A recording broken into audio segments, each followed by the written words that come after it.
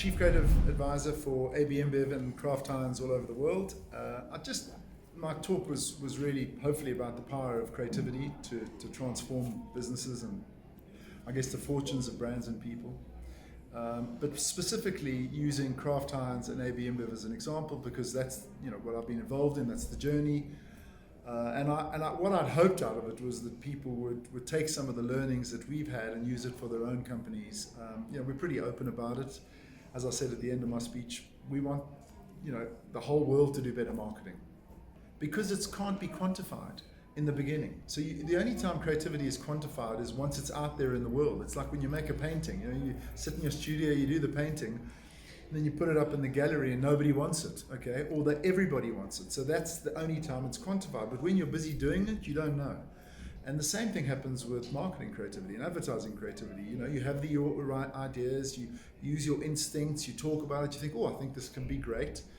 But and research does not work. Whatever anybody says, research of creativity has never worked, never will work.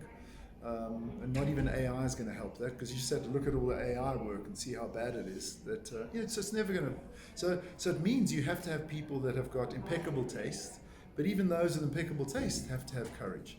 So it's scary because of the fact that you just don't know. You just have to believe it's great. Yeah, look, so it is, and people, it's not even so much that there's a comfort in creativity, or the culture makes you comfortable with it. The point is that you have to do it.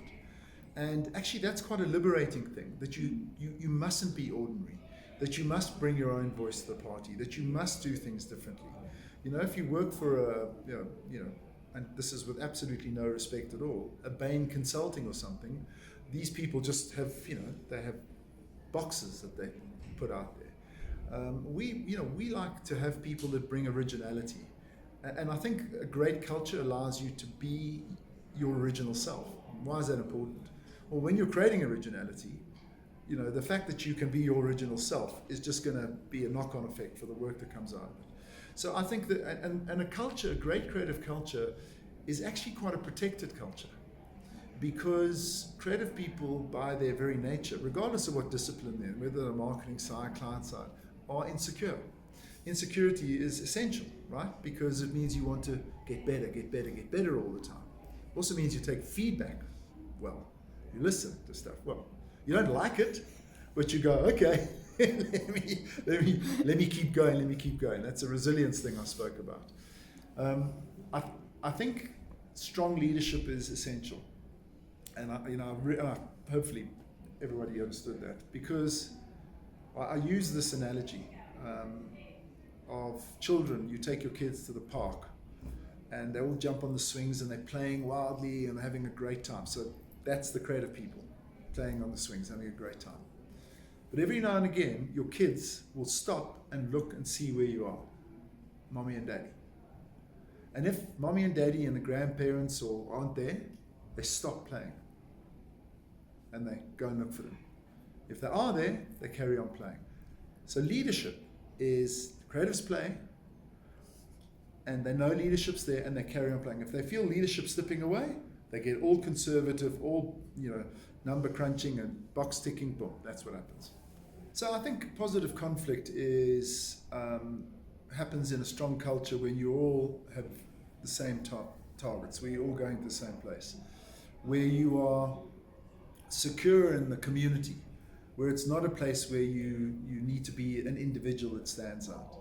And that's when positive conflict really works. And you work with each other, and you talk with each other, and you and I are a creative team, and we're arguing, and we're going on, and eventually we have a great idea.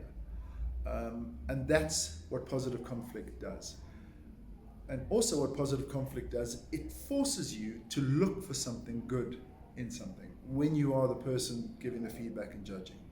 And I had a great mentor in John Hunt, who's taking me out for dinner tonight. He'll probably make me pay. Yeah, he will.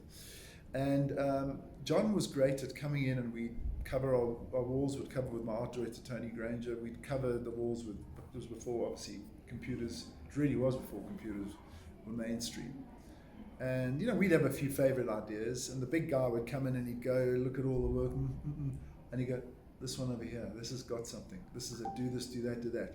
And it was inevitably the one that we Didn't see. But he came looking for good to turn into great.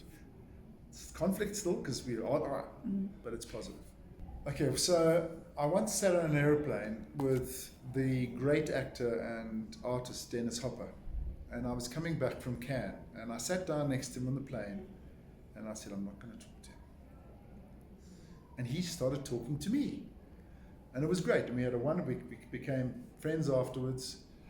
He said something to me which I'll never forget. I said, why are you interested in advertising? Because he'd been in Cannes making a speech. And he said, advertising, if you look at advertising in a certain country, it will reflect the state of that country. That's what happens. So trends are happening at the moment for the longest time, all this causal stuff, which I just hated the stuff that was, as one of my brand team members said yesterday, shines a light on something, doesn't actually solve the problem. It was just, and it was an easy way for agencies to grab hold of, I guess, emotional equity. So in other words, you do an idea, and if it's gun control, people are already invested emotionally with it, and you just put a clever idea on top of it, so you win-win. And it's quite difficult when you're in those judging things to say, oh, I don't like a piece of ad. People are dying with guns, Matthew, how can you do it? But it was the trend, because the world was, particularly after the Donald Trump presidency and COVID, etc., in a miserable place, okay? And with social media really decimating the confidence of younger people and older people as well. Now, the world's gone, enough's enough. Enough of this bullshit, really. Let's bring a smile to people's faces as brands. Let's make them enjoy themselves. Let's hope and help that we can, to transform, I guess, the mojo of the world. And this is the great thing about marketing. Marketing can do that. Okay, it's like music. You can have a really boring thing going on and somebody can put the Rocky Horror Picture Show and all of a sudden we're jiving. Well, great marketing does the same thing as that. So I think that's what's happening. I think everyone's going, we're tired of being miserable. We're tired of going, except for the chairman of the strategy awards this year. She clearly wasn't tired of being miserable. And you can quote me on that. And I'm going, let's have a laugh. Now, for us, in both ABI and Kraft Heinz, that's great, because beer should be about entertainment. It should be about fun and humor. Obviously, some brands more than others. There's sophisticated humor in Stella. There's, slightly funnier in Budweiser. There's ways of working it within the context of the character of the brand. Kraft Heinz, we've got all our brands are fun. Heinz, Oscar Mayer, Philadelphia. So it's great for us. And people desire it. So all that the advertising and marketing industry is tapping into is desire. That's it. What you'll see is they become the catalyst. So for example, in 5 years' time, I'm hoping we're laughing a lot. Okay, and then something will happen and say, maybe we're not taking this seriously enough. Like, look, we're going to stop laughing if Donald Trump becomes president again. Okay, we all know that. So then maybe it's going to trigger another response. We don't know what's going to happen. But if he doesn't, and we start getting these right-wing fascists out of government and stuff, people will start laughing again. But then another trend will happen. And what happens is we can see them happening, so we respond to them happening. And then we inspire them happening a little bit more.